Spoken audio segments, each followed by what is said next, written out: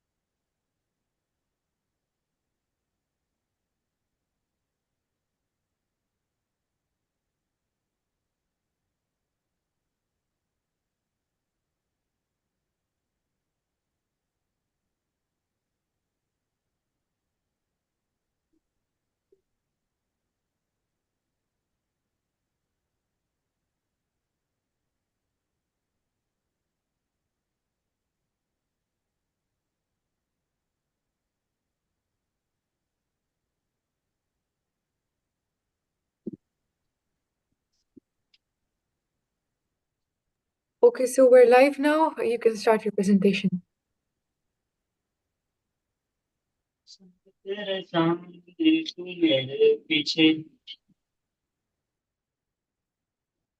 Akib, you can start the presentation. Assalamu If alaikum. you're Am I wearing audible? hands-free, तो वो remove कर कीजिए अभी आप audible.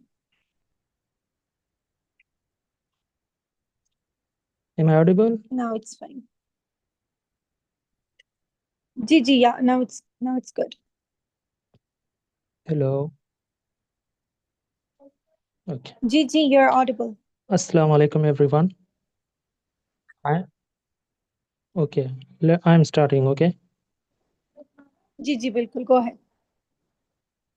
Assalamu alaikum everyone. Okay. I'm Akib Javid, a third year MBBS student at Khyber Medical College. And it is pleasure to welcome you all to this important sessions of the Research Course Foundations. Today, we will be discussing a fundamental yet often overlooked aspect of research: how to manage and enter data effectively, and how to make sense of that data using tools like SPSS and RevMan.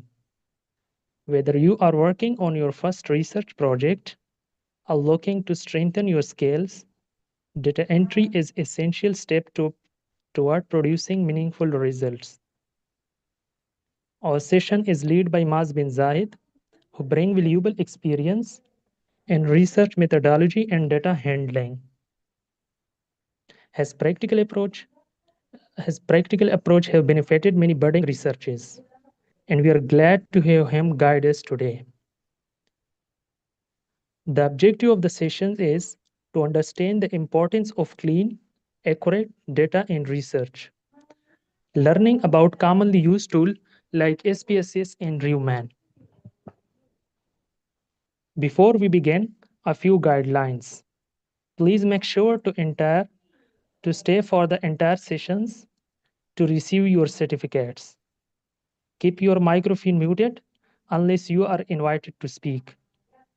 If you have questions during the sessions, feel free to use the Q&A box, raise hand option, or message me directly in the Zoom chats.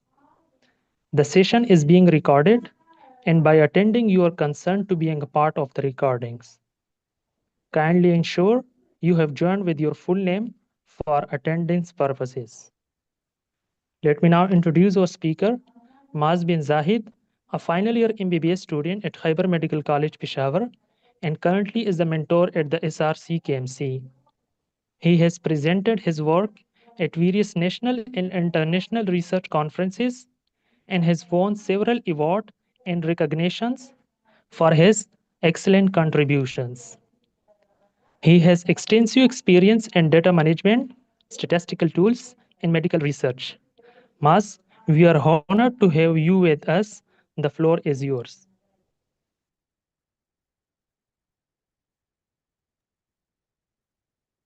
Thank you so much, Akif, for the words. Okay, so I think I should start it now. Is my screen properly visible to you guys?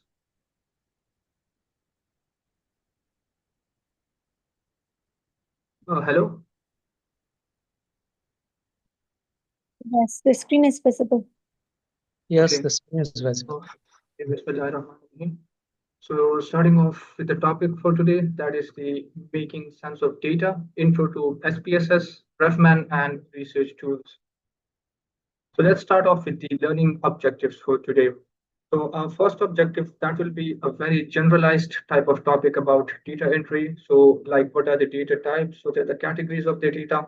And this is very important because the core of the analysis of research is data entry. So like the type of data that you're handling or the type of data that you're dealing with, that basically forms the foundation of your data analysis and it depends upon it. So that will be a generalized discussion about data analysis and data types. So very basic discussion. And then we'll move towards a specific discussion, which will be about a research tool known as the SPSS. A lot of you guys are aware about it. So we'll talk about the entering the data, cleaning the data effectively in the SPSS. And then after that, we'll talk about some basic statistical analysis tests in the SPSS. Also, I've included some advanced statistical statistics here, so you guys can know about it. And then a lot of you guys are aware about it that nowadays systematic review and meta-analysis, it's a research study design. So it has got a lot of attention and a lot of students, particularly medical students, are conducting such projects. So for that, the common analysis tool is the review manager known as the RevMan. So we'll also talk about the RevMan, like slight introduction and how to conduct the analysis in that. And finally, our last objective is the visualized insights, like how to effectively present the data. Because obviously in the paper, you can't just mention the values, you have to present them particularly. Now, the discussion is why data analysis matters. So before coming towards these points, the thing is data analysis, that's the core of research. Because we know that whenever a research project starts, the initial thing is the null hypothesis. And the core aim of that research project is to either accept that null hypothesis or to reject it.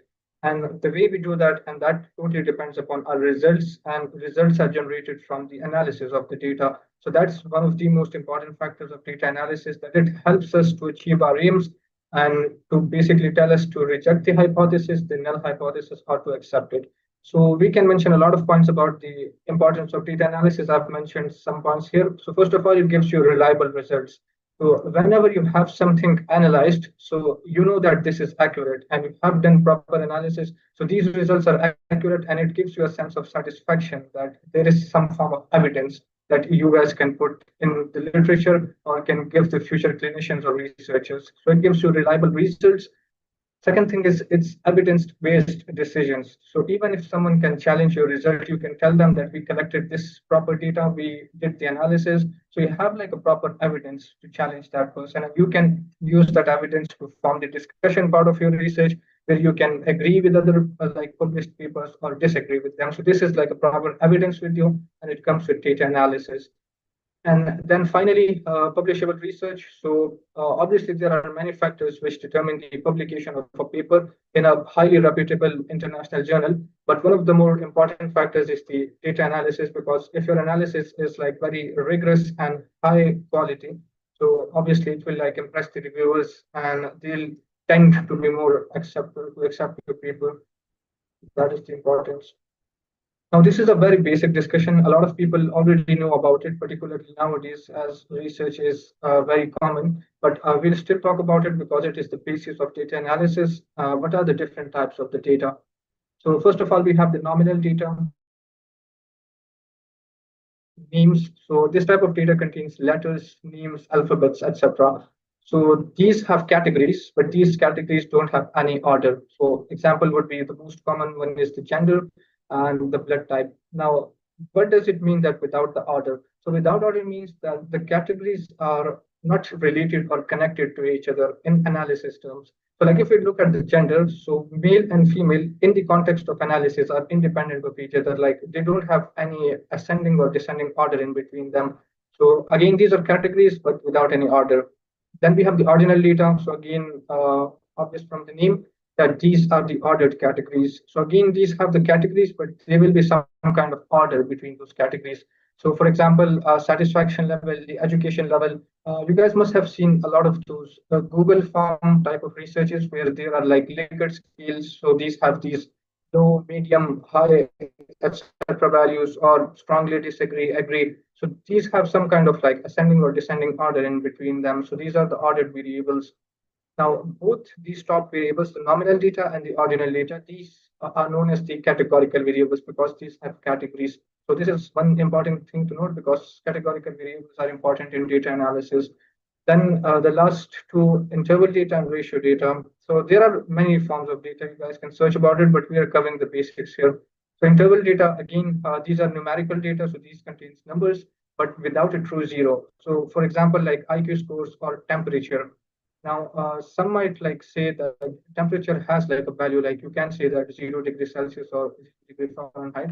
So that's true. I've mentioned here numerical data without a true zero. So it can take a value of zero, but that zero isn't true because we know that if a temperature is 0 degrees Celsius, so that doesn't mean that there is no temperature. That just means that there is like freezing temperature or temperature is very low. So that is not a true zero because zero means nothing. So even if like some variable has a value of zero and that zero means something, so that is not a true zero. So that is interval data. Similarly, for IQ scores, an ideal value of zero would be like low IQ because IQ can go towards negative. So that's not a true zero. Then comes the ratio data. So this is the numerical data again, but this has a true zero, like height, weight. So if like something has a height of 0 centimeters, so that thing has not any height. Similarly for weight 0 kg. So these are like true zeros. So interval data and ratio data. Now, these two are known as the continuous variables. Like these can be categorized into many categories, but commonly these are known as the continuous variables because these have continuous values on the scale. So yeah, this is it I was talking about categorical variables and the continuous variables. So again, categorical variables represent qualities or characteristics, and these are categories, gender, blood type, education level. And then we have the continuous variables. So again, these have continuous values, a proper scale. Now comes the basic outline of the data preparation workflow, that how can you guys work with a proper data from like data collection process to presenting that data in your paper. So this is like a flow chart. So it starts off with the data collection process. So obviously data collection that can be like physical data collection, or for convenience, anyone can go for the online or e-data collection through Google Forms. So it can be from one source, from multiple sources that depends upon your study aims and design. That comes the data entry part. So data entry, again, it's the entrance of the data in a particular software. And the most common and the convenient softwares are the Microsoft Excel or the Google Sheets because they have like structured boxes and formats where it is easy to like enter data for a single participant. Now comes the data cleaning, and it's a very important part of the data workflow process. And that's because a lot of people skip it, and it can create problems for the person who's doing the data analysis. So data cleaning basically means that once the person has entered the data, now we all know that we are humans and humans are bound to commit mistakes. And a lot of the times the data is like very high amount of data, like 300, 400, 500 participants. So if a person is entering the data, there's a possibility that somewhere they did the mistake in entering the data. And that can cause a huge problem. Like, for example, if I give an example of age, now consider we have 100 participants in the age category. And in the middle of that column, we have an age of 50 years. Now, for example, if the person who's entering the data mistakenly writes 500 instead of 50 in that age category, and the person who's doing analysis, so most of the times the person who's doing analysis doesn't look at the data, they just start doing the analysis. And the analyzer finds the mean of the data. So obviously that mean will be very high, like it can go towards 300, 250, something like that, just because of that one 500 value. So it can cause errors and inconsistencies, particularly if the error is low. So this can deviate the data without even noticing. That is important, the data cleaning. So this can be done by like assigning some co-authors and tell them to review the data entry process again and to check that if everything is correctly entered. And then comes the data analysis, which we are talking about, apply different kinds of statistical methods. Those can be basic methods, those can be advanced, depending upon your aims. And finally, data interpretation, that finally you have done the analysis. Now, how to interpret the data and how to present the data in front of the audience or to the reviewer that you guys are publishing the article to. Now comes the basic research analysis tool, the SPSS. So a lot of you guys are aware about it because it is one of the most common analysis tools used for research analysis and healthcare research. And that's because it is very convenient to use. So SPSS stands for the Statistical Package for Social Sciences. It's a powerful software widely used for complex statistical analysis in social sciences and healthcare research. And as I just mentioned, it is convenient, user-friendly, so that's why it is more popular and more common.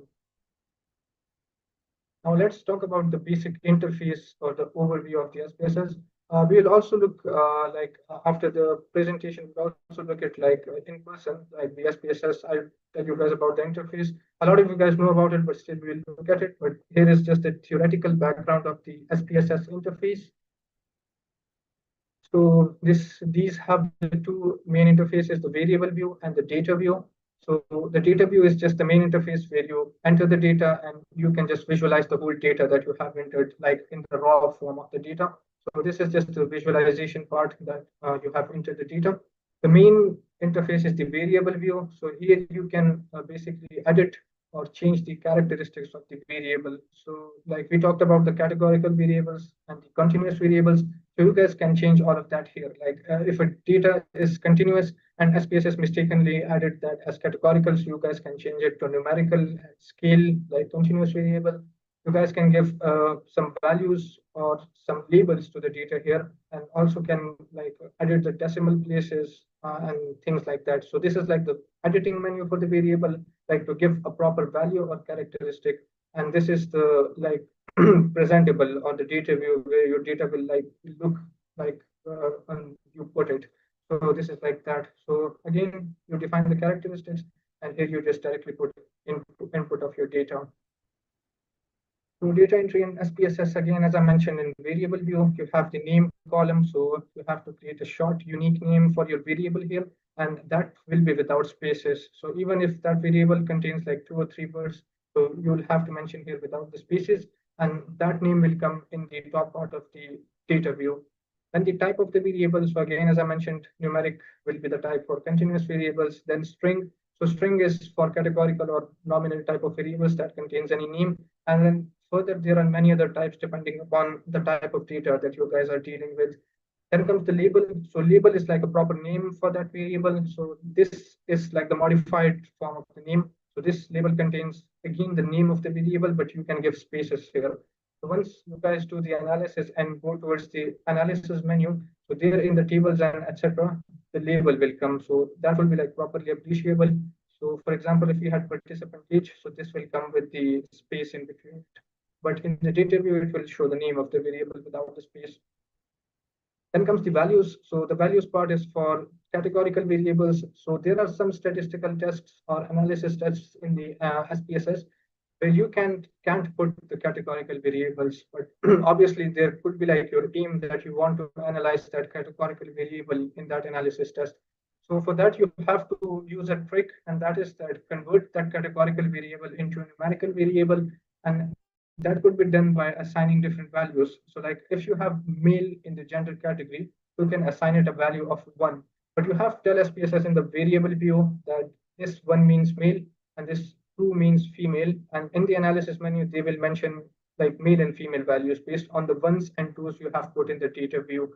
So this is one kind of trick that you guys can use to convert a categorical variable into a numerical variable. So you guys can do some analytical tests depending upon your aims. And data view, so enter your raw data directly. Each row represents a single case of participant, and columns represent the variables. Now comes the descriptive statistics in the SPSS. So these are one of the most common or the basic analysis things that like almost every paper involves. So like if you're doing analysis, so obviously these things will be mentioned. So descriptive statistics, so these are basic ones, and key measure included frequencies.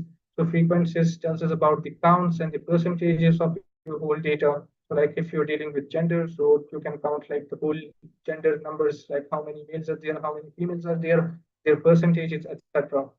Now comes the mean. So mean is the average value of a data set. So like if there is like a plethora of a data, like 120, 150, 200 values, so what's the mean of that whole data? So that will be the mean. And median is the middle value when the data is ordered. So ordered means that it has like even values. So like if it has 100, so 100 has the middle value of 50. So this is the median value, and this is the standard deviation. So standard deviation usually comes with the median, and it measures the spread of the data points around the mean. So if like the more data is greater than the mean, so this will like the standard deviation will be more towards the higher value, and if it is lesser than the mean, so this will like tend to move towards the lesser value. So this like tells us about the dispersion. So these three are the main things: frequencies, means, median. One another thing is mode, and mode just simply means the most common value in the data set. So that is the thing. So example, age data. So this is just a basic example here. Now comes the data visualization. So these are the three basic ways how can we visualize data. So we can like generate these type of charts, etc. in the SPSS. And if you want to improve the quality, then you can use the Excel or any kind of AI tool to generate plots for your data. So you just have to enter your data and it will generate. The first one, this example is the bar chart. So this is ideal for comparing frequencies across different categories. So it can be in numbers, it can be in percentages. So it's good for the frequency part. Then comes the pie chart. So pie chart is good for proportions.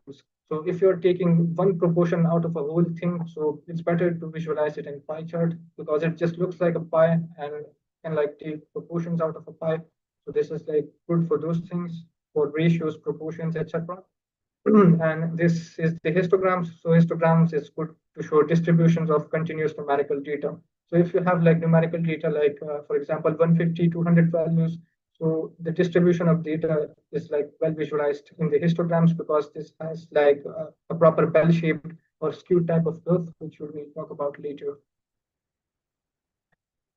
So this is the data distribution I was just talking about. So this is normal versus skewed data. So normal distribution, which is mostly an ideal case, a lot of papers don't have this, but normal distribution it can be in a paper. So this is a proper bell-shaped curve. So this will be like a very smooth bell-shaped curve. Like in the middle of this figure, this is the normal distribution. So the mean, median, and the mode values, all three are equal to each other. Now comes the positively skewed data. So the leftmost figure shows the positively skewed data. And this basically means that the tail is on the right. So the tail part is this, the extended part that just slopes down. And the mean of that value or the whole data will be greater than the median. So this is like positively skewed data. And the negatively skewed data is that when the tail is on the left. So in that case, the mean of the data is less than the median of the data. So these are the three basic distributions of data: symmetrical distribution, which is normal; positively skewed, mean is greater than the median; and then the negatively skewed, that mean is less than the median. Now, the importance of data distribution in analysis is that, first of all, we always check the data distribution for continuous variables before the analysis. And that's because there are like some advanced statistical tests that very much depends upon your data distribution. So that means parametric and non-parametric tests. So parametric tests are subtypes, and that depends upon normal distribution. So if you have normally distributed data in like your research, and also one more thing to mention here is like you guys can Google the value that your data shouldn't be like properly normally distributed or properly bell-shaped for it to be classified for usage of the parametric tests. There is some kind of margin where you can like use the parametric tests even if the data is slightly not normal. So those are the parametric tests. And then comes the non-parametric tests. So that is used when your data is skewed, either positively skewed or negatively skewed. So we'll talk about those tests and the parametric and non-parametric later, but I'm just telling you guys that distribution like heavily influences your analysis and the tests you're using. So for checking the distribution of your research data, we have a lot of different methods, but personally, the one that I use is this one, the histogram process, which involves the Shapiro's-Wilks test when your sample size is less than 50, and the Kolmogorov-Smirnov test when your sample size is greater than 50. And this shows the p-values. So again, if the p-value is less than 0.05, so it shows normal distribution, and you can proceed with the parametric tests. So this is parametric versus non-parametric. Parametric tests are those analysis tests which are used for normally distributed data or slightly skewed data, which has like a defined value, and you guys can Google those values. So it includes tests like the t-test, the ANOVA test, and the PSO correlation test. And bear in mind that these all statistical tests will be the ones that involves numerical or continuous variables, because we can like define the distribution for categorical variables. And then we have the non-parametric test, so for non-normal or skewed data. So this includes examples like the Mann-Whitney U test, the Crystal-Wallace test, and the Spearman's correlation. Now comes the basic common statistical tests. So the most common test used is the chi-square analysis. So this is for the categorical variables. So all the variables that you include in this analysis should be categorical. So relationship between two categorical variables such as gender and education status, to see if they are related. So this is just a probability test. If it doesn't show the direct relation or correlation between them, it just shows the probability or the difference between the categories like in relation to each other. And it gives us the p-values. So again, that depends upon how you like set your study. But most commonly, the p-value is like 0.05, the threshold. So it is like less than 0.05. So it is statistically significant. And if it is greater than that, significant for most cases. Then comes the t-test. So t-test, it's a basic test, but it involves a lot of values. Like it can be a student's t-test, it can be a paired sample-wise t-test. But the basic agenda of this is that it compares the average scores of the means of two distinct groups. So for instance, the average test scores resulting from two different teaching methods. So again, continuous variables, and it compares the means of these distinct groups. Then comes the ANOVA. So ANOVA is like the t-test, but it contains more than two categories or more than two groups. So three or more groups. So for two, we'll use the t-test. And if there is like three or more groups, so we move towards the ANOVA test. So this is just the t-test, but with more variables. And then comes the Pearson's correlation test. So again, it is used for continuous or numerical variables. And PSS correlation test is the test that gives you the direct correlation between two variables. So it tells you the strength of the association and the direction. So it has a value. So if that value is positive, so that's like a direct relation or a positive relation, that if you increase one variable, so the other would be increased. And the value of that positive value shows the strength of the association. So it's like a very high value. So there will be like strong association or correlation. And if it is less, then vice versa. Now comes the regression analysis. So this is a bit advanced form of analysis, and a lot of good papers use these methods to improve their evidence or to improve their analysis quality. So regression is a statistical method used to examine the relationship between a dependent variable and one or more independent variables. Now this one is different from Pearson's correlation in that we will have some independent variables and we won't change those independent variables. We are just checking the change in the dependent variables. So there will be one dependent variable which will be the outcome of our research, and that will change based upon the independent variables. So this could be the predictor of that outcome. So this is the main agenda of the regression analysis, to see any change in the dependent variable with respect to the independent variable. So this will be the outcome, and this will be the predictor of that outcome. So again, it has a lot of types. We'll talk about the basic ones. So linear regression, that is for the numerical or the continuous variables. So the dependent variable is continuous. So it could be height, blood pressure, etc. So example could be that predicting the systolic blood pressure difference from age and weight. So for that, we'll use the linear regression.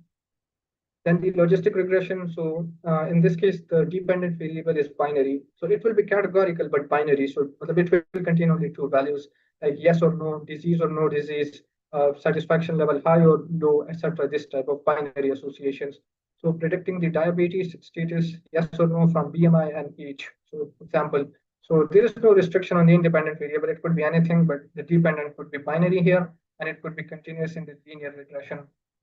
And then comes the Cox regression, which is a bit more advanced, and it is used in papers which are related to survival analysis, like a lot of papers related to cancer research, in which you're checking outcomes like the progression-free survival, the event-free survival, overall survival, etc. Like those variables which contain time to month form of relationship.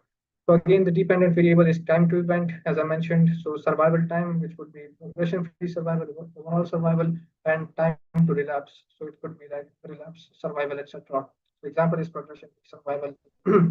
So for that is Cox regression analysis. Now this is just a basic table comparing the parametric tests and their non-parametric alternatives. So as I mentioned, t-test has a lot of types, and one type is the independent samples t-test, compares the means between two independent groups, and its non-parametric alternative is the Mann-Whitney U-test. Now, as we mentioned before, that ANOVA is the slight modification of t-test. It contains 3 or more independent groups. So for that, the ANOVA's non-parametric alternative is the Groscott-Wallis H-test. Then for Pearson's correlation, as we mentioned, the strength and direction of Boolean association, the alternative is the Spearman's rank correlation, and for the linear regression, it is non-parametric regression, which is rank-based. So these are just some examples, but there could be many more, which I don't have mentioned here. Now, navigating the analyze menu SPSS. So obviously in the SPSS on the top part, there are a lot of options, and every option means something, but we are considered with the analyze part. So you have to click the analyze after you have like completely arranged your whole data in the variable view, and it like it looks clean in the data view. Click on the analyze part in the top part of the analysis, and then in the analyze part there will be a lot of options. So you first of all have to click the descriptive statistics, and then in that frequencies. So analyze descriptive statistics and then frequencies. Then select the variables that you guys want to be included in the analysis. So they will be like a slide chart in that side, and you guys will add those categories in the analysis. Like it depends upon you which variables you guys want to add. Then generate the output and then interpret the results. So SPSS will generate results in the table form, but it can also form charts and pie charts, etc., based upon how you set it. Because before generating the output and after selecting the variable, you can do a lot of options. Like you guys will check later. So this is the recoding part, which is not commonly used, but I've just mentioned here for like an extra touch. So recoding variables allows you to transform existing data into new categories or values, which is particularly used for simplifying data. So as I mentioned before, recoding is like transforming the categorical data into like the numerical data, like converting males and females into 1 and 2, etc. Then the exporting part. So once you're done with the data analysis, so above there will be an option to export your data. So that option comes in file, export, and then you can export it any form you want. That can be Word file, that can be Excel, PDF, etc. So just specify the outcome location, click OK to save it.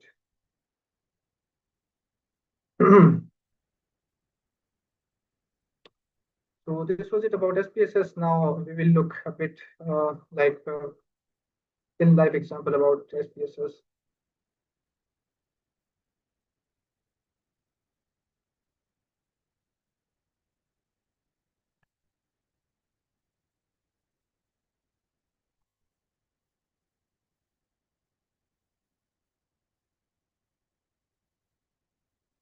Can you guys see my screen about the SPSS? Is it visible? Yeah, the screen is visible. Okay, so this is the basic layout of the SPSS. This is the data view. As I mentioned, this bottom part shows the data view, bottom left part, and then you can like go towards the variable view. So this looks like this. Now we will add a file here. So we go towards the file, click on the new, not new, open data, and then just go towards the file name. So could be an Excel file, this file. So this just tells you about the data that you're about to enter. So first of all, before clicking OK, you have to check it that are the like names of the variables fine or not. So I'm using data from one of my papers, which I did like long ago. So this is related to thyroid cancers. It contained a lot of variables, but I removed a lot of them just for simplicity for this analysis paper. I've included age, gender, the tumor type, stage, radioactive iodine therapy, surgery, and the PFS and the EFS. So this looks fine, and we will click OK. So now a file is generated, and we can see that in the data view, all our data is properly generated here. It has taken everything from the file. I'm just sorting out this data file. Yeah, so it just looks fine. This is the data view. It just tells you the data that you just entered. Now coming towards the variable view. So age, that is the numeric variable, like we are dealing it with scale. Now comes the gender. So for gender, we choose the string. This type string basically means that it is a categorical or numbered type of variable. So this is okay. And also when you guys are choosing these things like numeric string, etc. So just check it here that what's the measured value. So for numeric, obviously it will be scale, but for strings, it can be nominal data, it can be ordinal data. So gender is all nominal, so we will just click the nominal here. Then comes the tumor subtype. This is string. The stage is string. RAI is surgery. And the PFS and the EFS are numbered values, but SPSS like measured it or counted it as string. So that's why I was telling that variable V is important to change the data. So we'll change it from string to numeric, and event-free survival from string to numeric, from nominal to scale, from nominal to scale. So this is the type of the data. This is the name which I told you about, that this won't contain any spaces here. So tumor type without space. Again, PFS ones without space. This is the width of the value. So this is not important. That just means that how many numbers are there in one value. So it could be 100, it could be 1,000. These are the decimals. So it depends upon you if you want to include decimals. And these are the labels. So again, as I said, it's the modified version of the name. So it contains the spaces. And these are the values which I mentioned before, that you guys can give values to your data. So go towards the data menu, and I'll just do that for one variable, which is gender, and give it value. So before giving it value, we have to convert the females and the males into ones and twos. So like instead of doing this manually, like giving this female one, and this two, that will consume a lot of time. So just do it that completely select the whole gender, go towards edit, go and select the find option. Select the replace option. Now find female, replace it with one. So wait, female one and replace all. So this replace all is important because if you click replace, so it will just remove one value and you have to click it like 100 times. So just replace all and that. And for male, I have mentioned the M. So for that, male will be true. Replace all. Placements. So now look at the gender category. This is one, this is two, one, and two. So all the males and females have converted into ones and twos. Now go towards the variable view. Gender. Now we'll convert this gender into string, variable, scale. So this is like that, and then we are giving this values. This is the value tab. So click on this plus. Value would be one. The label was females. Then again plus, value would be two, and this is for males. So yeah, we just did that for gender, but you guys can do it for any kind of categorical variable, and particularly for those variables that you guys will be including in those analysis tests, which like definitely wants continuous variables and doesn't appreciate the numerical variables. Sorry, the categorical variables. So now let's just run the basic tests which we talk about. So wait, so click on the analyze. This is the descriptive statistics part, the frequencies. We want to check the frequencies of the gender, the surgery type, radioactive iodine therapy. So these three. Now go to our statistics, and you guys can choose the things here. So mean, median, mode, etc. Now, as I've included a lot of like categorical variables here, and even the gender is categorical variable, but we convert it into like numerical variables. So I'm not choosing means and medians because that is for continuous variables. And this again, standard deviation goes with the median. You can choose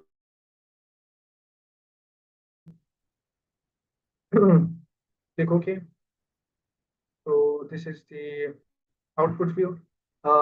Can someone tell me, is the output view visible to you guys or not? Because this is a separate screen. Is the output view visible to the audience?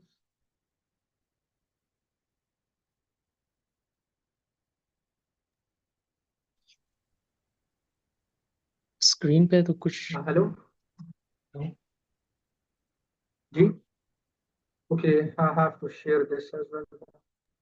only SPSS files, nothing is here. Okay, I'm sharing the output view. I have to manually do this again. Okay, now it will be visible. So this is the output menu. So SPSS gives you two menus, one for the variables, the data view and the variable view, and then the output view is the separate. So this gives you like the statistics. So for gender, we had 131 values, for tumor, and again 131, and for RAI 131 without any missing values. And in the gender category, we have 111 females, 20 males. Now check it that in gender category in the data view, we had ones and twos, but the SPSS is showing females and males. And that's because we told SPSS in the variable view that one means females and two means males. So this is it. And these were our findings. By the way, if I like talk about this paper, so this was about thyroid cancer research, and we were just checking the survival analysis, like the outcomes of the survival analysis in the early differentiated and late differentiated thyroid cancers. So like based on the TNM stages, we were like checking some associations. So this was the finding that there were a lot of females associated with thyroid cancer, medullary thyroid cancer differentiated. So this is it. Then the tumor subtypes. So we have a lot of types here: follicular type, Hürthl cell type, oncocytic type, and then the papillary subtype. So each subtype has their designated values like the n's and percentages, and then the radioactive iodine therapy. So this was it. Now coming towards the data view again. Now let's do the frequencies again, but for the continuous variables. So we'll include age and the PFS. And in the statistics, now we can choose like mean values. Yes, I guess mean would be fine here. Continue. And we can also include some charts here. So we can include bar charts here. Okay.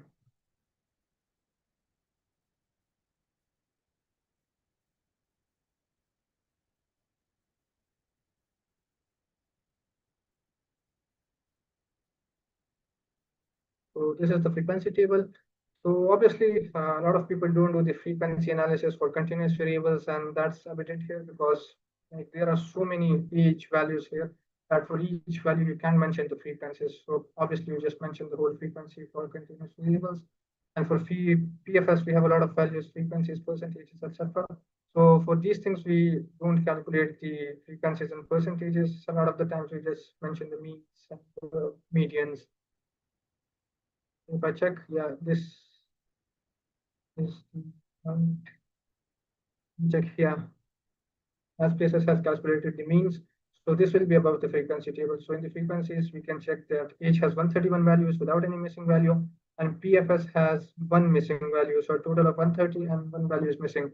So the mean here is 39.08 and for H, and the mean for PFS is 68.41. So obviously we'll include these values in the paper. So these are just basic analysis for like continuous variables and categorical variables. Now, if someone wants to do the chi-square analysis, so you can also do that.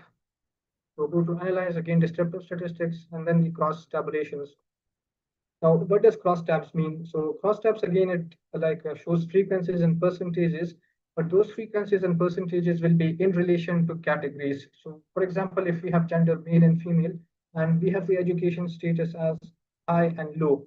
If you want to check that how many males have high education status and how many males have low, and similarly for females, that how many females have high and how many have low.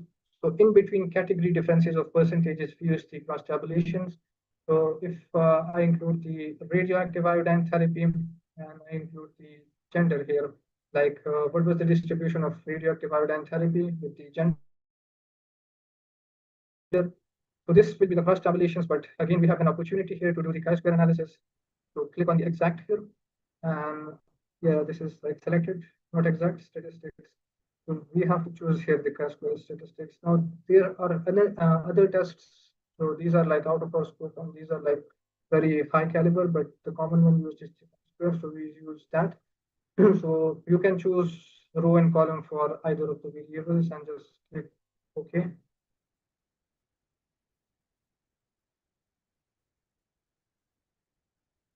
Okay, I've shared the screen. So this is the case processing uh, summary, gender 131 values, no missing value. And for radioactive iodine therapy, no and yes, 13, 6 and 105, and 0 and 20. Now this table is important. This shows the chi-square analysis results. So we are only considered with this first row, which shows the Pearson's correlation. And in this row, the important value is this one, the third column, which shows the asymptomatic significance 200. So this is basically the p-value that you guys see a lot of in research papers in relation to chi-square analysis. So as you guys can see here that the p-value is something like 0.287, which is like greater than 0.05.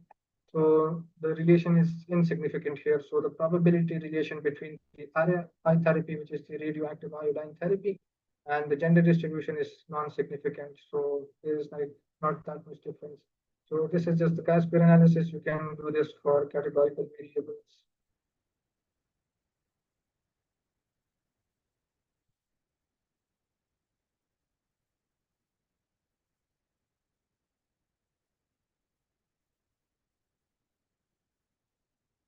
Now coming towards the analyze again. So these were the descriptive statistics again, frequencies, descriptives, percentiles, crosstabs, ratios, like you guys can do a lot of things here. And we can also do the meta-analysis here. So SPSS can now be used for meta-analysis. Priorly, there was no option here, but still a lot of people use RevMan for convenience.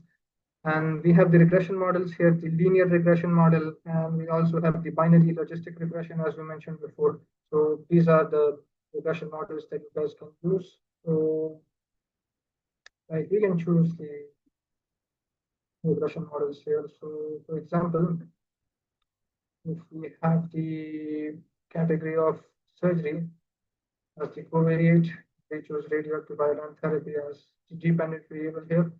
So we can analyze that.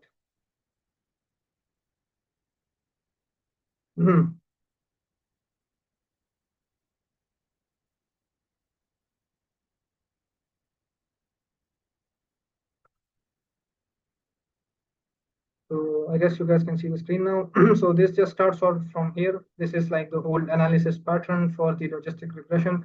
There are a lot of values that means a lot of things, but those are not needed for our paper or being used in our paper. These are just the whole process or the data workflow process to calculate the final value. And these final values are included here. So this is the variables in the equation. Now, as we said that surgery was the independent variable. So we had a lot of types in the surgery. So like as mentioned, there could be total surgery, there could be partial lobectomy, there could be like no surgery. So we had like 3 or 4 categories in the surgery one, and I choose that as independent variable. And the dependent variable was the radioactive iodine therapy. But as we mentioned that for logistic regression, the dependent variable should be binary. So that's why we choose the RAI, that it has 2 values, the yes and the no values. So each value of the surgery has some form of influence on the radioactive iodine therapy. So this one means the first part of the surgery, which was the total lobectomy, total like surgery. And this 2 means the partial surgery, 3 means the lobectomy, and then we have the constant value. And I'm assuming this constant value went towards no surgery values. And then from that, we have these kind of value here. So this is like the standard error value. This is the D value. And this is the important one. So this is the significant difference values. This shows us the P values here. So in relation to these, we can include these in our tests.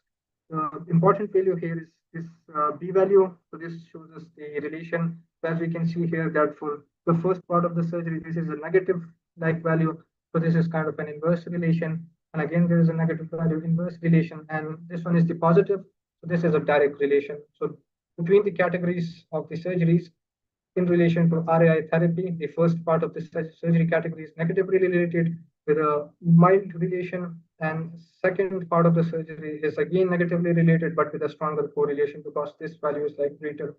And again, this is like a mild positive correlation. So this is just logistic regression. And you guys can see a similar table for the linear regression, but the linear regression would be for continuous variables. So this was the regression analysis. And you guys can just explore it in the analysis portions. Like for regression, there could be Cox regression here somewhere there. Like yeah, in the nonlinear part, you guys can see the Cox regression. Um, Yeah, so these are the plots, log linear regression, Cox regression, correlate. So in this correlate option, you can then choose the bivariate options. And this bivariate option here is the Pearson's correlation and the Spearman's correlation. So as I mentioned before that there are some statistical tests in which you guys could want to include the categorical variables, but they don't allow.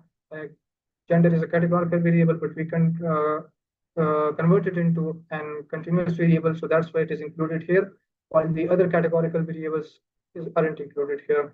So if you want to correlate the age with the PFS in months and do the Pearson's correlation, so that would be like this.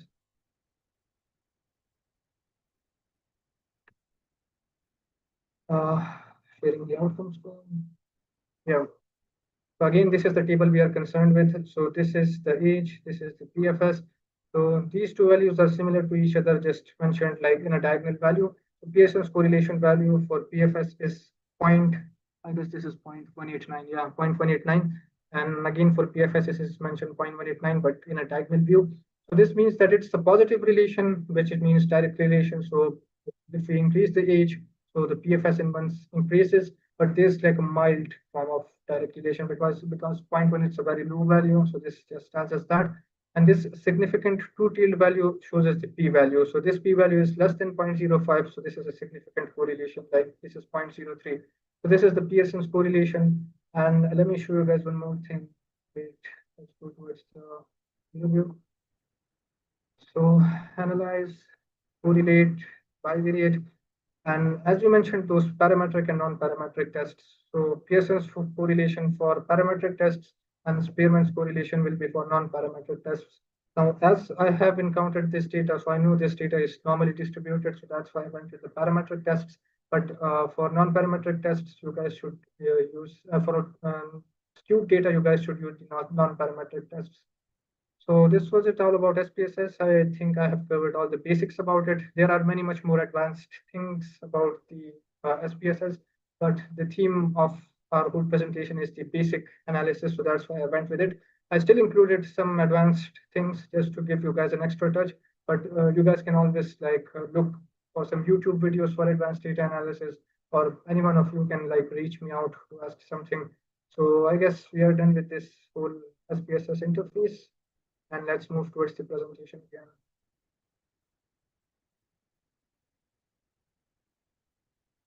So yeah, this is the exporting part. I didn't cover it, but this is just a simple thing. Just go towards the file export and export your data in like bar charts or histograms, etc. Now, these are some of the common SPSS errors and troubleshootings. So there could be many more mistakes people can do, but the common ones like, seen by the analysts or the researchers. So undefined variables, as I mentioned before, that the variable view is very important, that you have to properly define and give characteristics to your variables. That is it like ordered, it is nominal, or is it categorical, continuous, etc. And the second part is the mismatched data types. So verify that the data entered matches the variable type. So again, there could be like mismatching between the data, like the age data can go towards the gender can go towards the PFS, something like that. And missing value labels. So labels is important. Like if you are giving values to categorical data like 1 and 2 in the data view, so make sure that you are giving values to them in the variable view. Otherwise, SPSS will interpret that as categorical all the time. This is it. So we are done with the SPSS. Now coming towards the review manager. So this is a whole separate topic or a whole separate discussion because it involves a whole different study design. A lot of you guys are familiar with the systematic review and meta-analysis, in which like you guys take a lot of like published research papers specifically to a topic that you guys have selected, and then you guys include those papers in like an analysis fashion. So if you guys aren't doing the analysis and just writing like a description of the paper, so this could be a narrative review or just a simple systematic review. But if you guys like are analyzing the data of those individual papers and forming just a single form of data, which is known as a meta-analyzed data, that is a systematic review and meta-analysis. Now, there are many commonly used tools for meta-analysis, but one of the most common and the easiest to use is the review manager. And the advanced could be R and Stata, but the problem for them is that, first of all, those two softwares are paid, so that's why a lot of students don't use them because it's like expensive for them. But the main thing with R is that it's like very much advanced and complicated. Like for that, you have to be a proper statistician because it involves like coding and different type of like entering codes, etc. So that's why a lot of people use RevMan because it has a, again, like SPSS, a very user-friendly interface. So RevMan, short for Review Manager, is a specialized software developed by the Cochrane Collaboration. So Cochrane Collaboration or Cochrane Reviews, it's a very huge international organization involved in research activities. They have their own central library for randomized controlled trials, for original research articles. They have devised this RevMan software. So they're involved in a lot of like research processes. So they tell about RevMan that RevMan facilitates the systematic review process from protocol development to data analysis and reporting of findings. So it's an essential research tool for researchers involved in meta-analysis. Now, this is just a basic pyramid related towards the slide interface of the RevMan. So initially in the RevMan, you will be like seeing these title and abstract, background and methods, included studies and data analysis. So when we guys will be seeing the RevMan, so I'll skip this title and abstract part and also the background and methods part. And that's because a lot of people don't use RevMan for paper writing or to include the characteristics of the papers because that thing is convenient to do in MS Word or like the Google Sheets, etc. So the main like the use of RevMan is the included studies and the data analysis. So this thing we'll focus about. So again, creating a new review in the RevMan. So starting a new systematic review in RevMan in a straightforward process. You have to click a new file creation, begin by selecting the file, click new to create a blank review document. So a blank document will be created and it will have like a very blank type of view. And it will like, first of all, show you those title, abstract, methods, etc. those things, but you guys can quickly move towards the data analysis and included study parts. So this is the basic information, title of the study, objectives, background. So you guys can skip it, methodology outline, again, skip it, but this is just the slide overview. And this comes to the entering study data, which is the important part. So first of all, before the analysis, you have to enter the data in the RevMan. So add included studies, so import or manually add. So you guys can import it or you guys can manually add it. So I normally like manually add the data because that's convenient and you guys can choose everything according to your taste. The imported data has a lot of mistakes, so you guys will end up like editing it anyways. And define comparisons and outcomes. So the comparative variable, obviously there will be a comparison. That's why you guys are doing the analysis. And then there will be a specific outcome that you guys want to study. So for that, the second point, and then the input data points. So data points means that what kind of points that you want to check the data related to. So it could be like continuous variables. So it could show means and standard deviations. It could be like survival analysis, which could be the PFS. So that would be in hazard ratios. So for survival analysis, we mostly use hazard ratios because hazard ratios takes into consideration the time events. But for things like the adverse events, for major molecular response or cytogenic response, which are the common variables for drugs, we mostly use the odds ratio, which is the commonly used form of data in the RevMan. So RevMan gives you a visualization of the data in forest plots. The forest plots are the cornerstone of meta-analysis. Each study effect size is shown as a square with its size indicating that. So effect size is the most important part. So you guys must have seen in a lot of papers, like they mention in the abstract or results, that odds ratio is equal to a value, and then the bracket contains the 95% confidence interval. So that value before the 95 confidence interval is the effect size. Then the horizontal line represents the confidence interval. And then we have the vertical center line, which indicates the no effect or the zero value. And then this is the diamond, which shows the overall pooled effect. So this diamond isn't included all the times, but it could be sometimes. So yeah, this forest plot is one of the most like commonly used visualization tool for meta-analysis. Meta-analysis models, fixed effects and random effects. So these are the two effects that you guys can manually choose for your meta-analysis. Choosing the correct model is crucial for robust meta-analysis. fixed effect assumes a single true effect, while random effect accounts for variation between studies. Heterogeneity quantifies this variability. Now, the thing is that initially, when you guys are doing the analysis, so just choose the fixed effect. Like even before knowing the values, choose the fixed effect. And after that, the SPSS will give you the heterogeneity values, which is the I-square value. So heterogeneity means that the included studies that you guys are including, so how much are they different with respect to each other? So if they are like very much different to each other, so that's like kind of a bad thing, because for meta-analysis, you want studies which are very similar to each other, because we will be including them in under one single topic. So the studies should be very close to each other. So the I-square statistic shows us the heterogeneity. And then if the heterogeneity is low, so we can proceed with the fixed effect. But if the heterogeneity comes towards like high values, so then we can go towards the random effect, which is like very easy to choose in RevMan. You can just directly click one option and it converts the fixed effect into random effect. So this is slide description of the I-square statistic. It's a key measure used in meta-analysis to quantify heterogeneity among studies, and it has a lot of values. So 0 to 40%, that's a very good value. So this shows low heterogeneity. If it's between 30 to 60%, so it's moderate. 50 to 90 is substantial, and 75%, 75 to 100%, it's considerable heterogeneity. And this requires investigation. Like if you guys are including such studies in your main paper, so there's like a huge potential chance that the reviewer will ask you guys that why you guys included this study in your paper. And if you're including this, then you should have like a very strong reason for inclusion in the paper. Like the study could have like a very important unique finding, that's why you guys included. But this always requires investigation if like the heterogeneity goes towards 80, 90, or 100%. Yeah, the fixed effect, random effect, fixed effect for like 0 to 40 and 30 to 60%. And if it's anything above 60%, so then we move towards the random effects.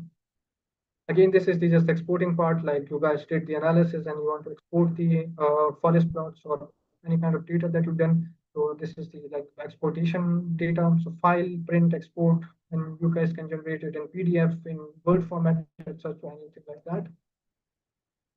So yeah, before coming towards this, now we will look at RevMan a bit.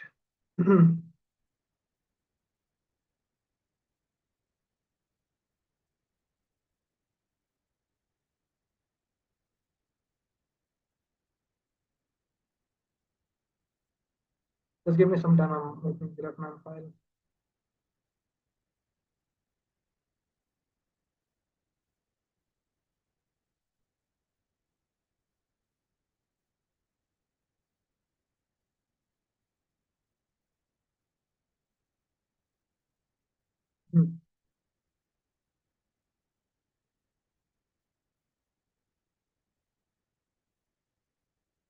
Okay, I think it's visible to you guys. If not, you guys can tell me. So this is just a blank interface of RevMan. Not even the interface, it's just a blank page. Click on the file, like on the top left, then click on the new, and then yeah. Now, first of all, these are the options here: intervention review, diagnostic test, methodology review, etc. So this depends upon the type of study that you guys are conducting. So if your study like involves drugs, like if you're checking the adverse effects, the survival analysis of the drugs, so for that, use the intervention review. If your study is related to some kind of diagnostic test, like you guys are checking like the efficacy of a diagnostic test for renal cell carcinoma, something like that, then you guys can choose this option. And again, for methodology review, this. So these are the options here. So we are dealing with drugs now, so like we'll choose the intervention here. Next. Yeah. So just click finish here. So this is the intervention health problem. You guys can give it the name if you guys want, but that's not important because we are not like adding all the info here. As I mentioned, you guys can mention the author names, the corresponding author here, the abstract background, objectives, methods, all these things. Like this whole section is currently irrelevant because we don't need this. So we'll directly start off with the inclusion of the studies. So on the left side, this options, there is an option of studies and references. So just expand this option and then reference to the studies. So click on this and then click on add study. Now included studies, click on next. Now each study has a separate ID, and that ID is basically the first part of the first author, first part of the name of the first author. and the year of the publication. So, for example, I give like a random name, Robin is 2018. Click on next, then next. The year is 2018. It just directly takes it from what you mentioned before. And next, now you guys can finish it off here, but obviously this is meta-analysis, so we are not going to include one study. There will be multiple studies here. So add another study, click on this third option and then continue. So you guys can directly add another study without going through this option again. So then we are including another random name, David 2024. Click on next, next, next, next. Again, give this option, and just for a quality check, we'll include one another study. So just take a Martha 2022.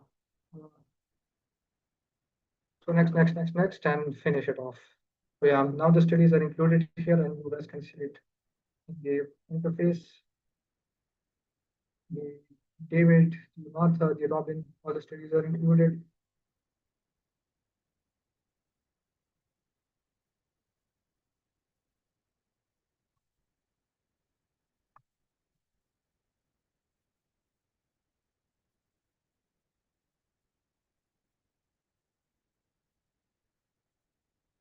Wait, I'm just figuring out an option here, and that is the risk of bias analysis, because that's usually there.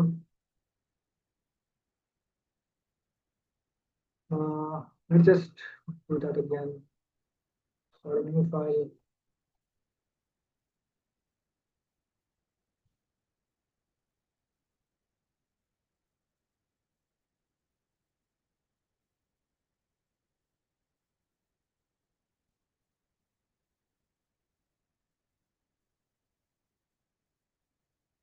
So let's just give it a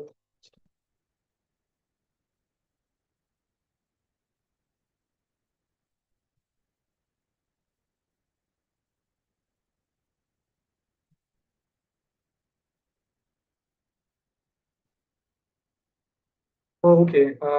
I just missed this thing in the start. So when you guys are like adding a new review and new study, so after like adding the names, etc., which I did, but that's not important. You guys will be having options of protocol and full review. So obviously, protocol it's just like a short form of study. So we are not doing that. We're doing the full review. So click this option. I didn't pick that option. That's why I was confused. And then finish it off. So now that is fine.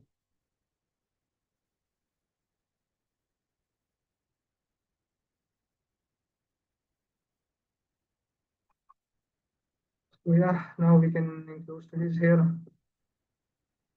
So in David 2018, let me just quickly do this.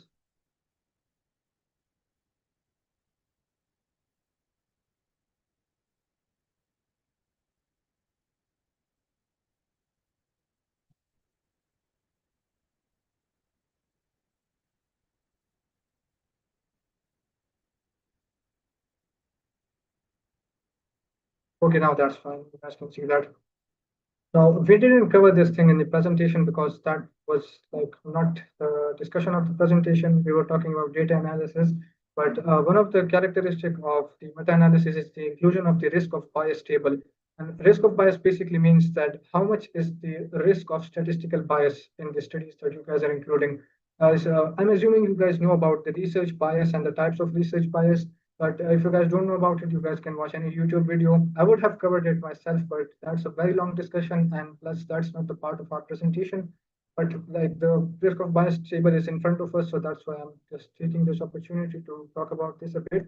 So we have a table for each study. So first of all, let's talk about the studies. So characteristics of studies. This is the David 2018 study.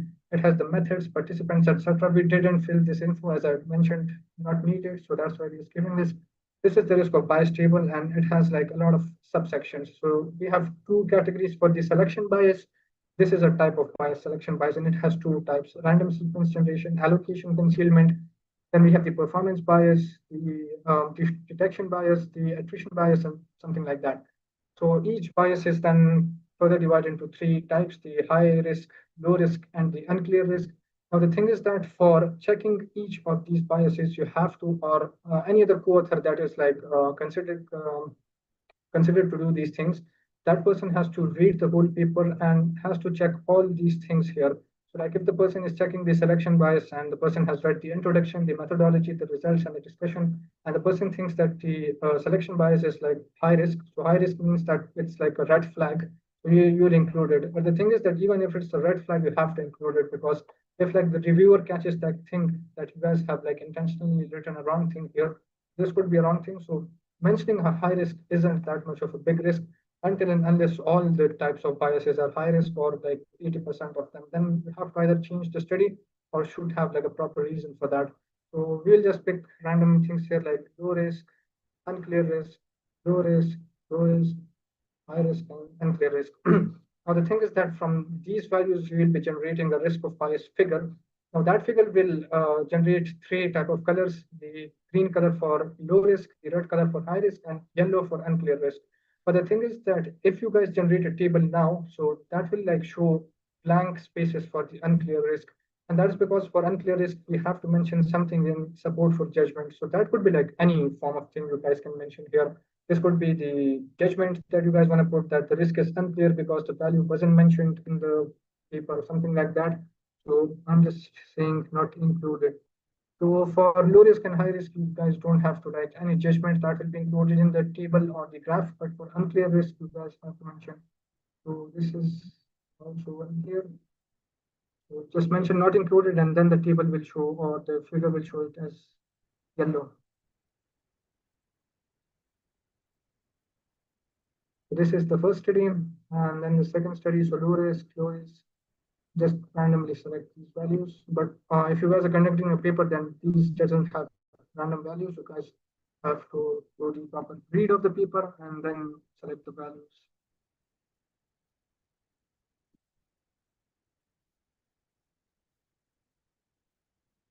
And then again for dropping, we do that.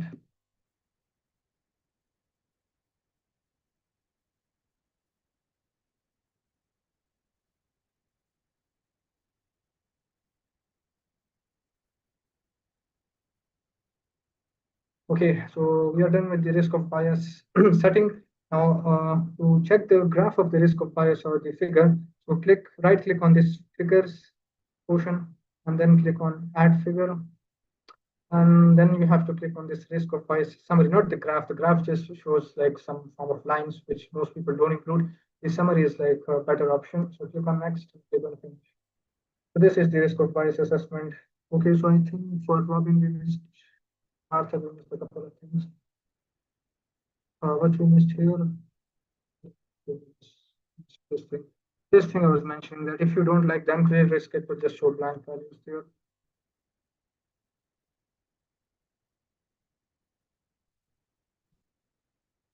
Now you guys can see that it automatically filled that.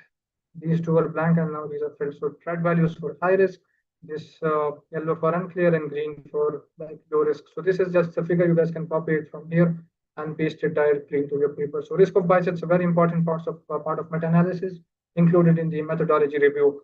And the model that review manager uses for risk of bias analysis is the ROB model, ROB, ROB2 model, I guess, yeah, risk of bias 2 model. So this was just extra discussion about risk of bias. Now coming towards analysis. So right click on this data and analysis part in this left hand side. Now add comparison. Now name of this comparison would be, I'm comparing two drugs. So selumetinib versus utinib. So these two drugs are tyrosine kinase inhibitors and we are comparing them. So click on next. So add another comparison, obviously. I think we are fine with one comparison. We don't get no comparison. Just cross that off.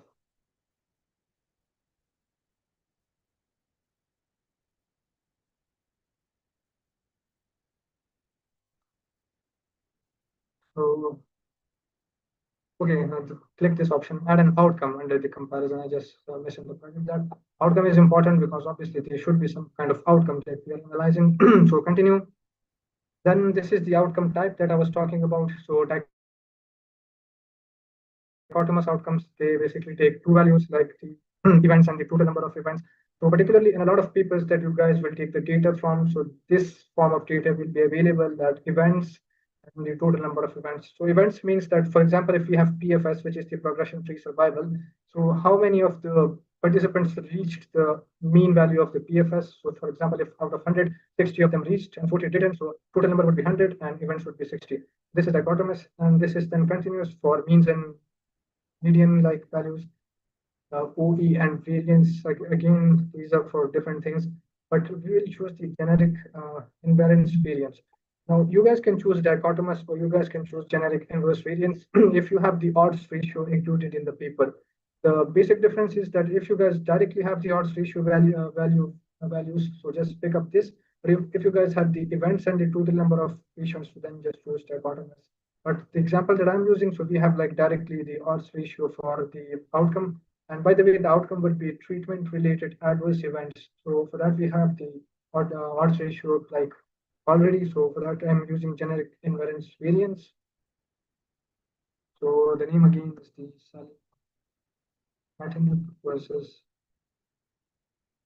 ibrutinib.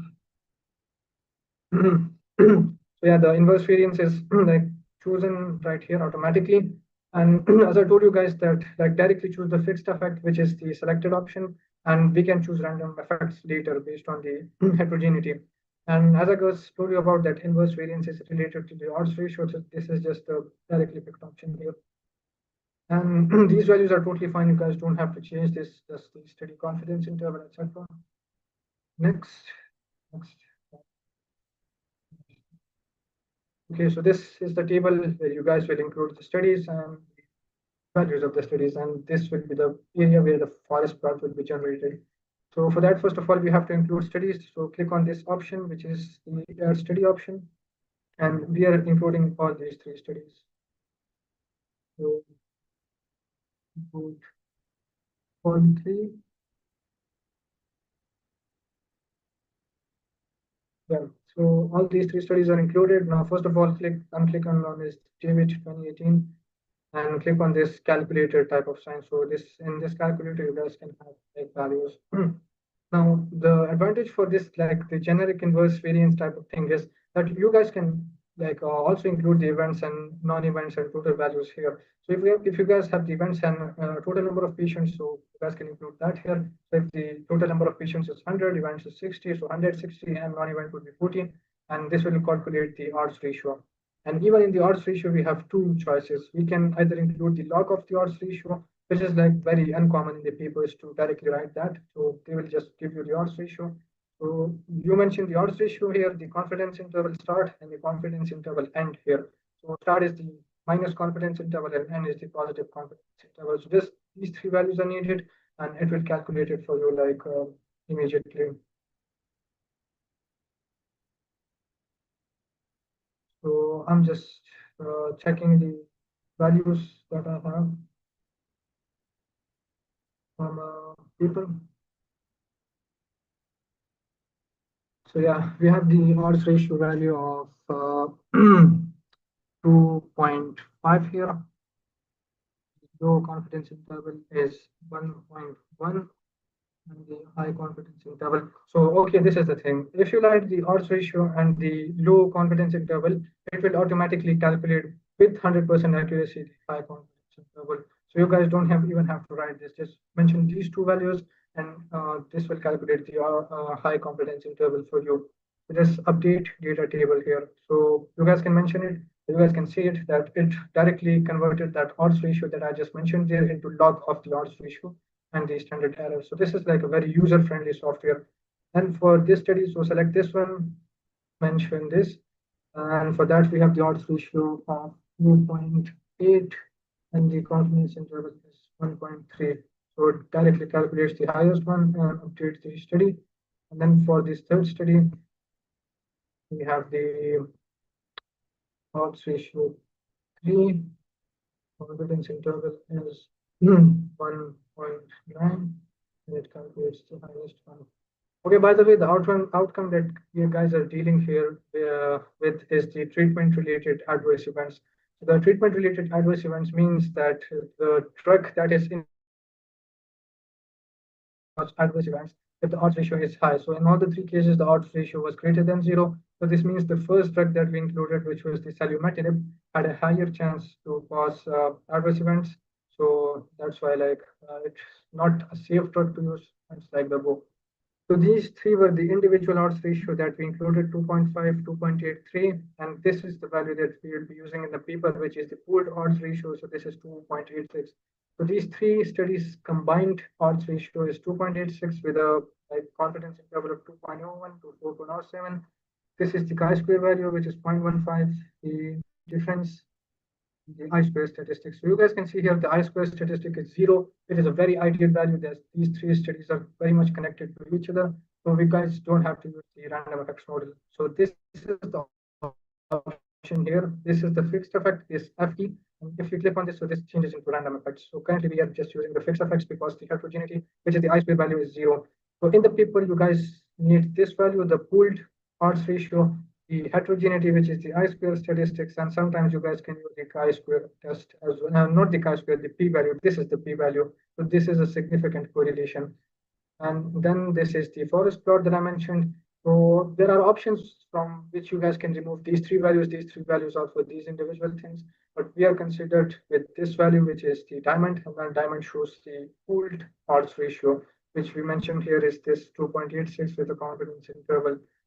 So you guys can directly copy this forest plot here and include it in the paper, or you guys can generate a forest plot in the Excel sheet, which would be a better option because Excel sheets has high quality forest plots, and the RevMan one looks like a very basic one or something like that.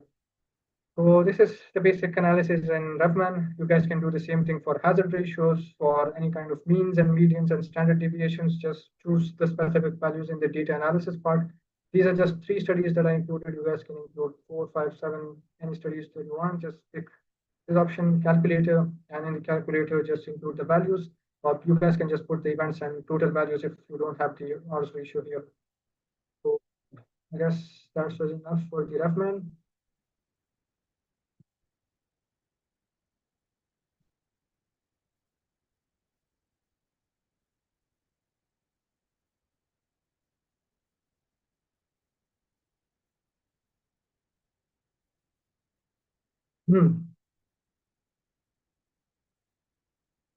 So now common mistakes to avoid in RevMan, again, incorrect data format. So ensure all the data that dichotomous continuous is entered precisely as required by the RevMan to avoid errors. So similarly in the SPSS, that check that the data you are entering is not overlapped or missed with one another, like it's the dichotomous one or the continuous one, proper data is like entered there. Then comes the model selection oversight, so forgetting to specify the fixed effect and random effect models. So for example, if you selected the fixed effect in the stat and you did the analysis and the I-square is something like 80%, but you forgot to change the effect to random effect, this can cause problems. So that's a mistake. A lot of people just forget about it. And incomplete bias assessment. So like risk of bias assessment is very important. That's why I calculated, I liked it, that part. So that was it. So like a common comparison or basic comparison between SPSS and RevMan. So SPSS, general statistical analysis like surveys and experiments, and RevMan, we can use it for systematic review and meta-analysis.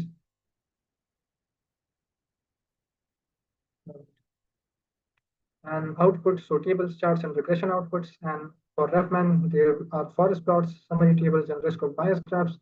And for the SPSS, the audience are the general researchers and students. And for RevMan, the more rigorous clinical research guidance and the systematic review authors. So this is it. So choosing the right diagnostic tool or the analysis tool for research. So SPSS is used when you have like simple studies like the experimental data evaluation, cohort studies, regression, and ANOVA analysis. Even in the SPSS, if you want, in the meta-analysis, if you want to do the regression and ANOVA analysis, so the better option is SPSS. And RevMan is again used for Cochrane reviews, risk of bias assessment, and meta-analysis. This is just a case example, which is this basic thing. So I have a hypothetical hypertension study, collected patient demographics, blood pressure, readings, and lifestyle factors. So SPSS was used to analyze descriptive statistics, correlations, and identify significant predictors. So descriptive statistics could be frequencies, percentages, correlations could be Pearson's correlation, and significant predictors can be through the regression analysis.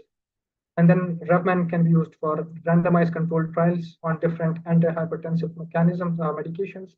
So the pooled effect sizes, is the combined odds ratio or the hazard ratio in the form of forest plots. So if you guys want to learn these things, so for SPSS, there is like IBM training. There's a course of the IBM on their official website. But a lot of times that's not needed because nowadays you guys have YouTube tutorials. You guys can learn SPSS from that. I myself learned from different YouTube sources. And also SPSS is like very basic, user friendly, so you guys can like learn it without any watching videos. And university courses. So a lot of universities have courses like in our university, there are courses related to SPSS. So that's why it's important.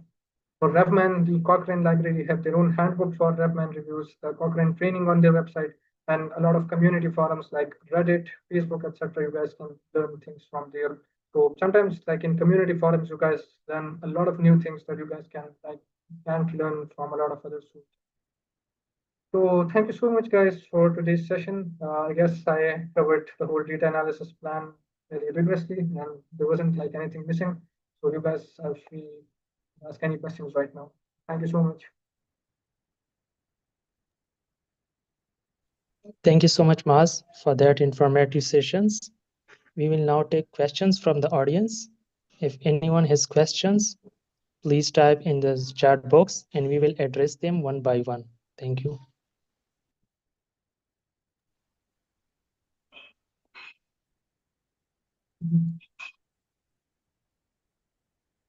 You guys can ask questions in the mic also, like if you want to raise hand or something like that.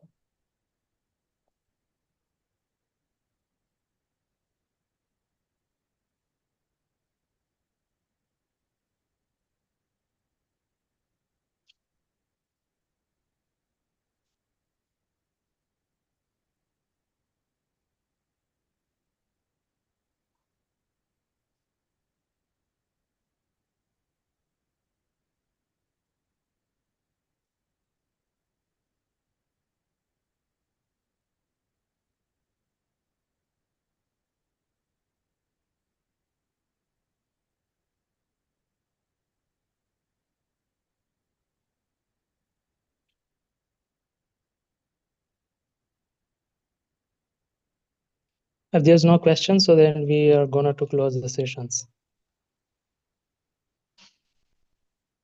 Yeah, I guess there are no questions from the audience. Yeah, you guys can wrap it.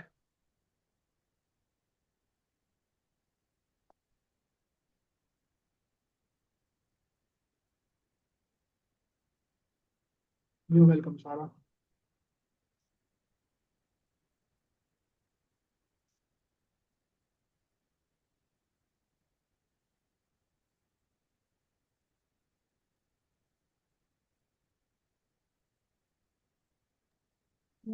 Thank you so much, everyone, for staying till the end. Before closing off this session, I'd like to share my screen with you and show you that the poster for our last session, which will be held on Monday, on 11th of August. Since attendance is free for everybody, so we expect a lot of you to join. And if you can't, we still will have all the live stream recordings on YouTube, so you can watch those as well. Maaz, first of all, thank you so much for such an incredible and elaborated session. And I think there's someone asking a question, is there any comprehensive courses, तो अगर कोई specific courses हैं that you'd want to recommend to the I've entire mentioned that audience? in the comment section. Okay, ठीक है. Thank you so much. You're welcome. Thank you so much, guys, for joining today's session. So I guess we should end it now.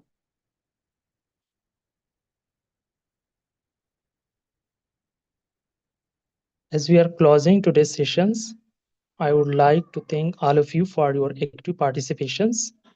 We hope you are now more confident about working with data and using research tools effectively.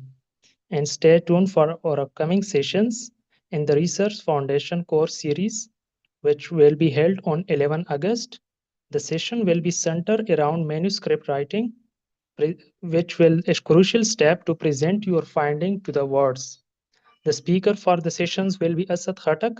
and moderated by Malaika Osman. Once again, thank you, Maaz, and thank you all of us for joining. Have a great day ahead. Thank you.